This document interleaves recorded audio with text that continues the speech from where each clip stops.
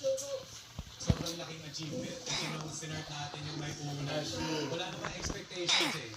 Pero yun nga, digital approach tayo. Tapos, sumunod lang lahat. Lahat ng SP namin, researchers, sila po talaga ang dahilan dito. It takes a village to run this show. Panalo naman bilang most outstanding media company ang Kapamilya Channel. Seal of Excellence Award din naman ang Knowledge Channel Foundation. I think it's a very meaningful award because our visions are aligned. It's education and also the salary.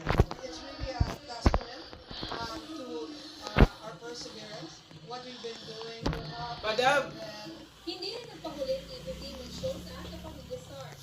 Kinilala ang Showtime bilang most outstanding variety show. Ang host itong si Vice Ganda ang nanalo para sa most outstanding male entertainment show host. Si Vice ang napili bilang most influential Filipino celebrity.